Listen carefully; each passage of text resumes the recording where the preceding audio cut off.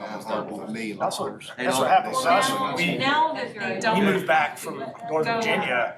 I mean, there was a bidding war on our house, Right. and we Because they don't have to work at the location. we got above asking. They work from home.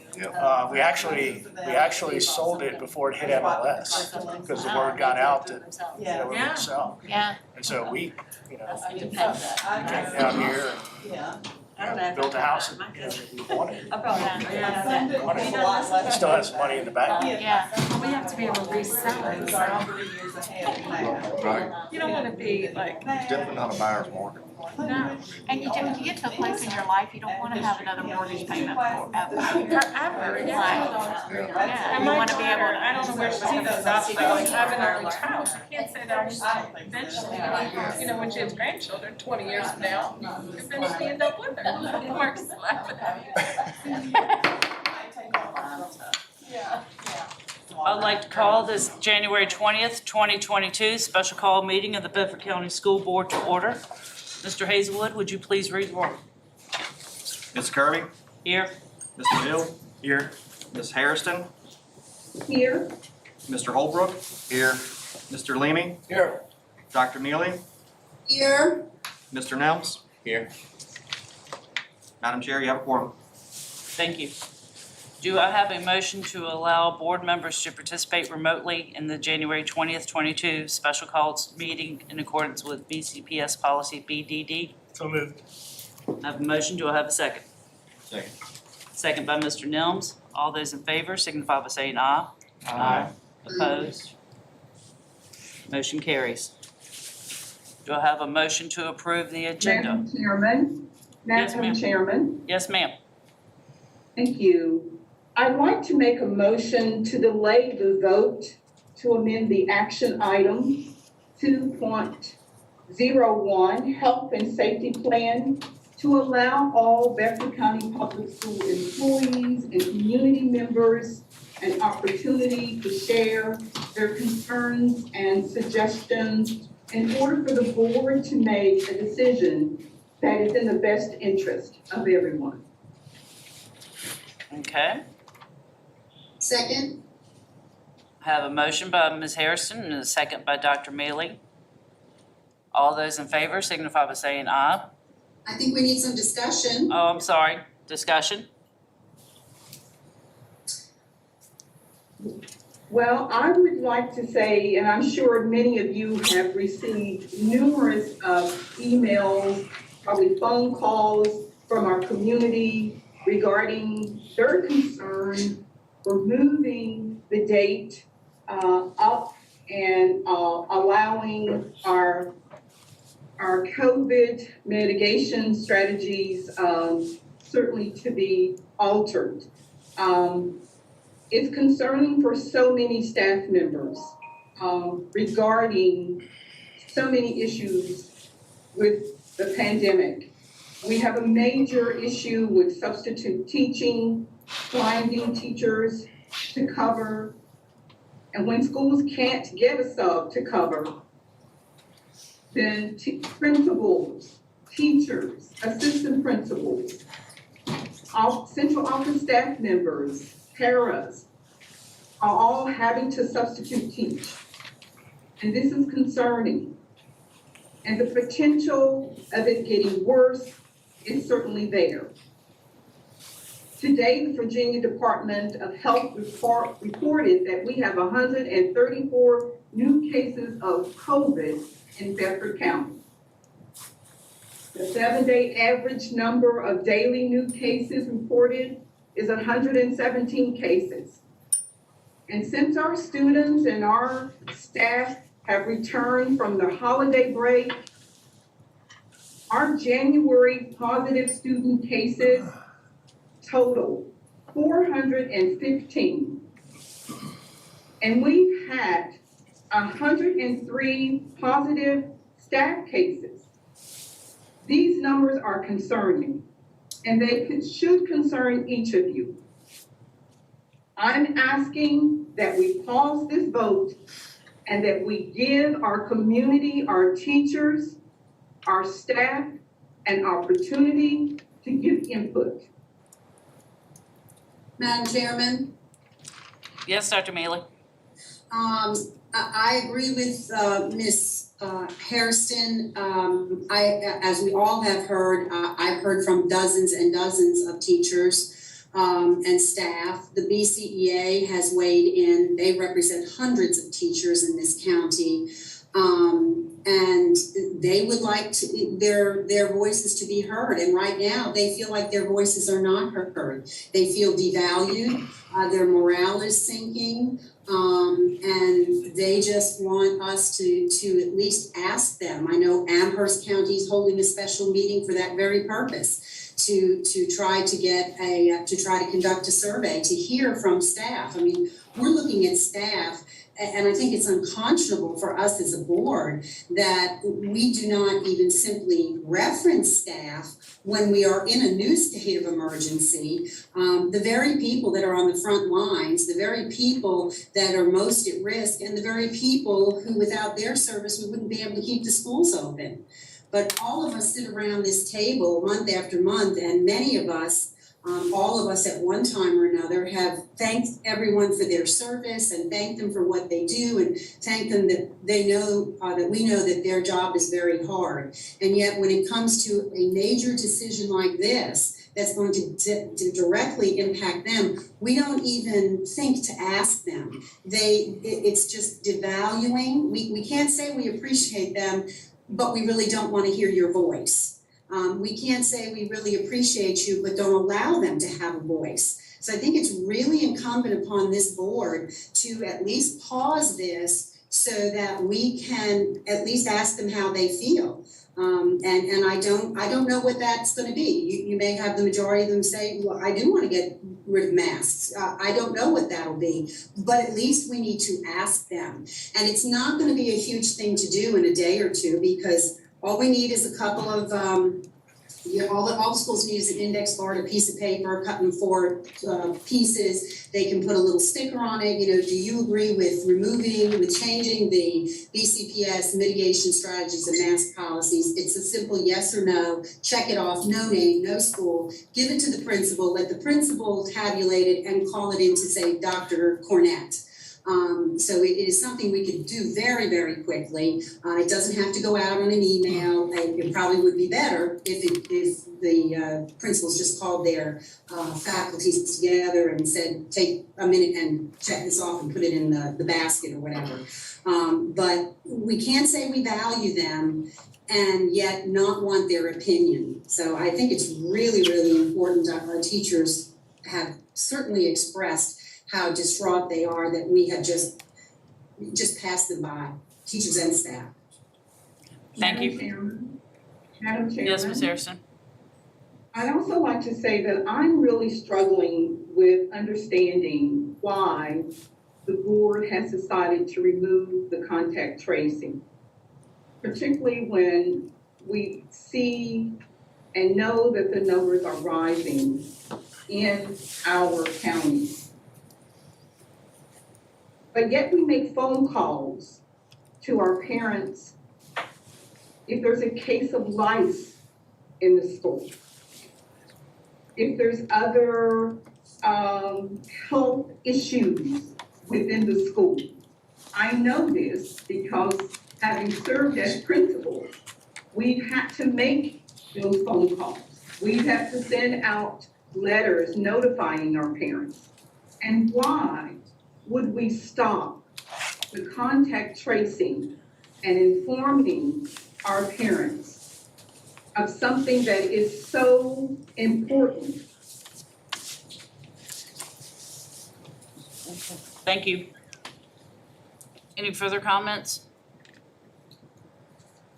Okay, Yes, I'd like to also request that if this board continues to vote in the direction they're voting, that I would like us to, after that vote, to enter into a discussion about providing either KN95 or N95 masks to all staff who would like to have them, and to have within our buildings testing kits so that if our employees need a test, they can get it right there from the school nurse.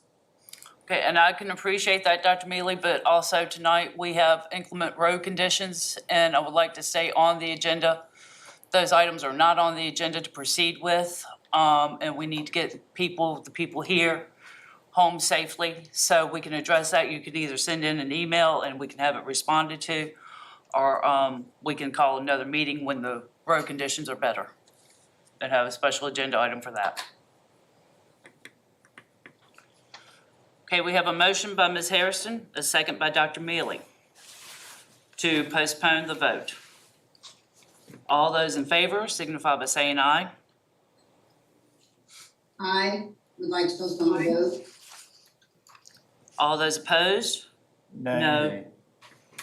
Ms. Hazelwood, would you please poll the board? Ms. Hairston, Aye, yes. Mr. Hill, No. Mr. Holbrook, No. Ms. Kirby, No.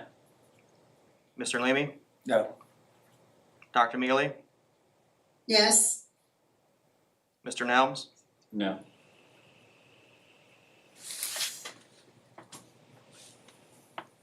that's 5 noes, 2 yeses. Thank you. Now, we really need to try to stick to this agenda again because of the dropping temperatures and the weather that is falling. So let's try to keep this on track. Madam Chair, Yes, sir. the attorney is reminding us that the two members who are participating remotely need to state their reason for needing to participate remotely. Okay. Ms. Harrison, did you hear Dr. Bergen? Yes, due to weather conditions. Okay. Dr. Mealy, and your reason for participating remotely? yes, it's difficult to get out of where I am at this point. Okay. Madam Chair, Yes, Mr. Anderson. I would just make sure that the clerk notes those are personal reasons pursuant to the code. Okay. Mr. Hazelwood, Noted. thank you Thank very you. much. Okay, now, do I have a motion to approve the agenda? Moved. So moved. I got a motion by Mr. Leamy. Do I have a second? Second. Second by Mr. Holbrook. Any discussion? We had that. You get that? Okay. All those in favor signify by saying aye. Aye. All those opposed? No, Mr. Hazelwood, would you please poll the board? Ms. Hairston, No. Mr. Hill, Yes. Mr. Holbrook, Yes. Ms. Kirby, Yes. Mr. Leamy, Yes. Dr. Mealy, no, Mr. Nelms, Yes. it's 5 yeses, 2 noes. Thank you. Now on to item 2.01, Health and Safety Mitigation Plan. Do I have a motion regarding the start deadline? Madam Chair, I move that the effective date of the board's motions adopted at its January 13th, 2022 meeting pursuant to agenda item 9.06 be amended to become effective at 12:00 a.m. Monday, January 24th, 2022. I have a motion by Mr. Hill. Do I have a second? Second. Second by Mr. Holbrook. We'll call for a discussion. well, again, I think without a survey from our staff, what we are clearly saying to the staff is that we don't value your opinion. I think in light of the fact that the governor just ordered a new health order because he said, quote, the Omicron variant has led to rapidly increasing infections and hospitalizations, and while it is often the results are less severe illnesses, its preponderance and rapid spread, combined with severe staffing shortages and testing shortages, is straining our healthcare system. And while this executive order certainly speaks to the healthcare system, it also speaks to people becoming vaccinated and taking precautions that they can take. So I think moving this is not necessary. I don't know if the school system has enough time to even take care of those mostly students identified with disabilities, to make that, ensure that their health needs are being met in light of all this. So I would say it is not a good idea for us to do this at this time. Thank you, Dr. Mailey. Any further comments? Madam Chair, Yes, Ms. Harrison?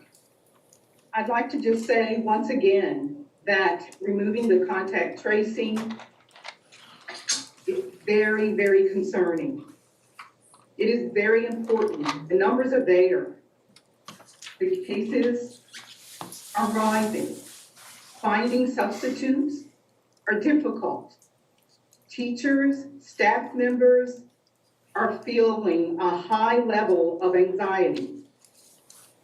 I am gravely concerned that we may be placing ourselves in a position where our staffing numbers could very well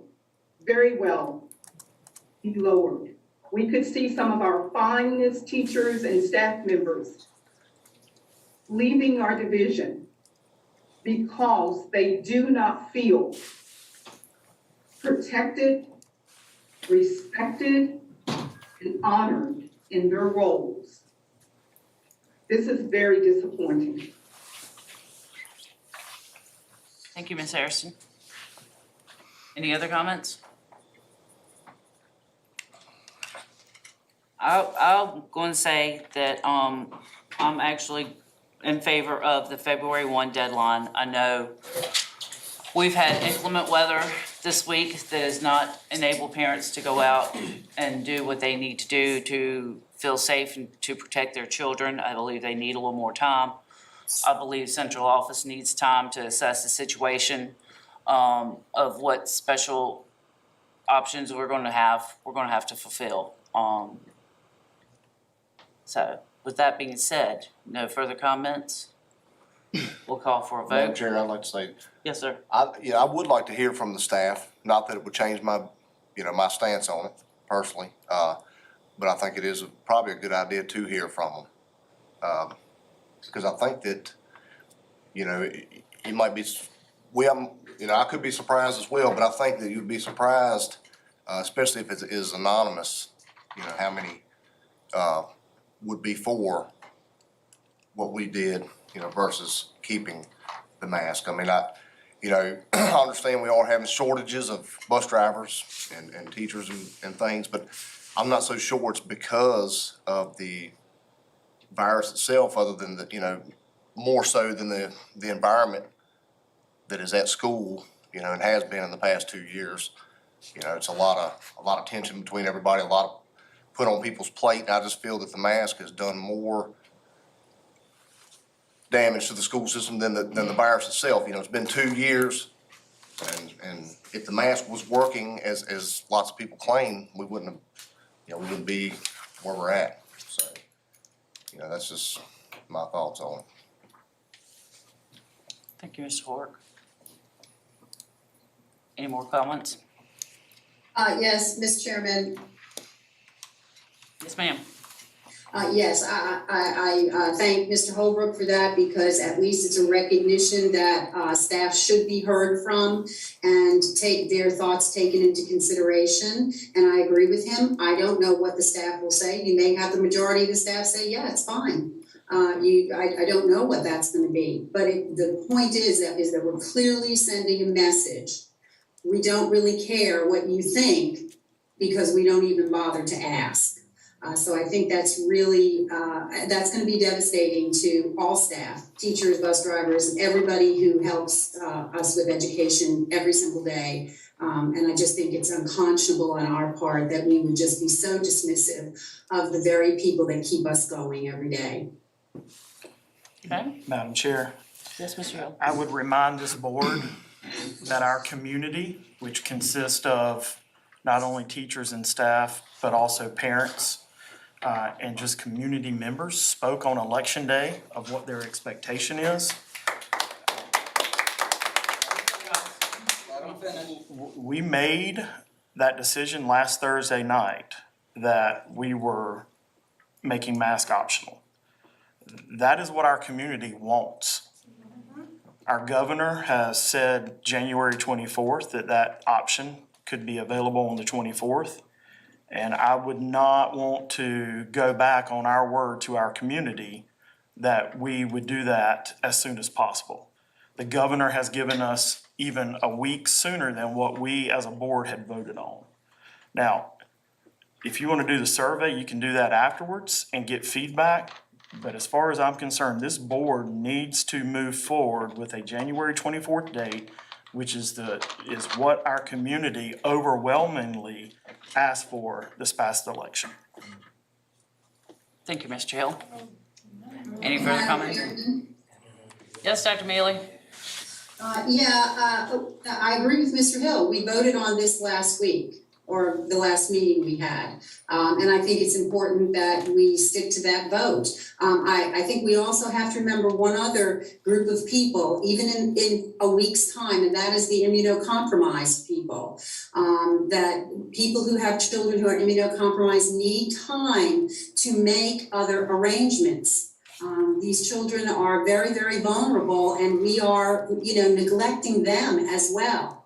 So when a community speaks up, and clearly they did, we just can't say, we can make everything happen at once. We voted for February 1st. That's what passed. I don't really understand why we're here, except for the fact that the governor said, well, okay, the 24th. But we, our division needs time and our parents need time. Thank you, Dr. Mealy. Any further comments? Okay, to recap, we've got a motion on the floor to move the parent choice masking to January 24th as opposed to February 1st. The motion has been made by Mr. Hill, seconded by Mr. Holbrook, correct? Yes. Okay. Call for a vote. All those in favor signify by saying aye. Aye. Aye. All those opposed? No. Mr. Hazelwood, would you poll the board, please? Ms. Hairston, No. Mr. Hill, Yes. Mr. Holbrook, Yes. Ms. Kirby, No. Mr. Leamy, Yes. Dr. Mealy, No. Mr. Nelms. Yes. It's 4 yeses, 3 nos. Okay, so the masking optional will begin at midnight on January the 24th.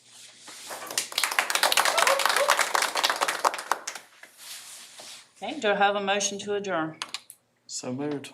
Have a motion by Mr. Hill. Do I have a second? Second by Mr. Leamy. Any discussion? We'll call for a vote. All those in favor signify by saying aye. Aye. Opposed? Meeting's adjourned.